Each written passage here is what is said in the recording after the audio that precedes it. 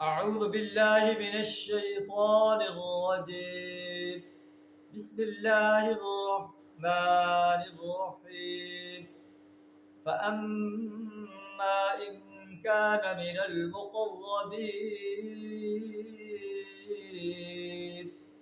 فروح وريحان وجنة نعيم.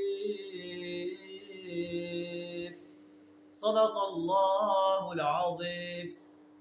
اللہ انسان کی موت اور اس کی بے بسی پر جو ہے بے بسی بیان فرما کر ارشاد فرما رہا ہے کہ جب انسان کی روح حلق تک پہنچ جاتی ہے اس وقت انسان نہ اپنے رشتہ داروں کو بچا سکتا ہے نہ اپنے ماں باپ کو بچا سکتا ہے. اللہ فرماتا ہے کہ وہ اس وقت بے بس ہوتا ہے. ہم اس سے زیادہ قریب ہوتے ہیں لیکن وہ ہمیں دیکھ نہیں سکتے. جو انسان موت کے آغوش میں جا رہا ہے فَأَمَّا إِن كَانَ مِنَ الْمُقَرَّبِينَ، اگر وہ مرنے والا مقربین میں سے ہے، فَرَوْحٌ وَرَيْحَانٌ، اس کے لیے راحت اور عمدہ رزق ہے، وَجَنَّةُ نَعِيم، نعمت بھری جنت. وَأَمَّا إِن كَانَ مِنْ أَصْحَابِ الْجَحِيمِ، اگر وہ اصحاب جحیم میں سے ہو، فَسَلَامٌ لَكَ مِنْ أَصْحَابِ الْجَحِيمِ، اس کا استقبال جو ہوتا ہے کہ اس کو سلام کیا جاتا ہے.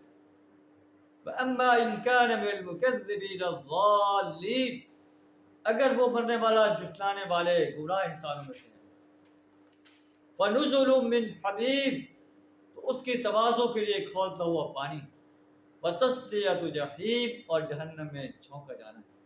إِنَّ هَذَا لَهُوَ حَقُّ الْيَقِينِ، یہ سب کچھ قطعی یقینی ہے، قطعی حق ہے.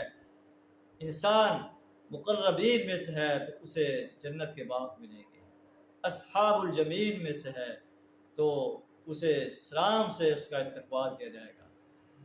اور اگر وہ اصحاب الشمال میں سے ہے تو اس کی مہمانی کھولتے ہوئے پانی اور جہنم کی آگ سے کی جائے گی. ان ھذا لہو حق الیقین، یہ یقینی حق ہے.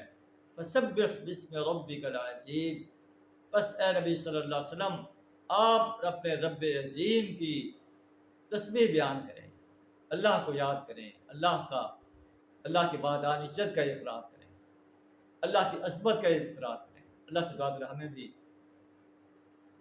ایسے انسانوں میں شامل فرمائے جو مقربین ہیں، سابقین ہیں، اصحاب الجحیم ہیں، اور اصحاب الشمال میں شامل ہونے سے اپنی پناہ عطا فرمائے. وآخر دعوانا الحمد للہ رب العالمین.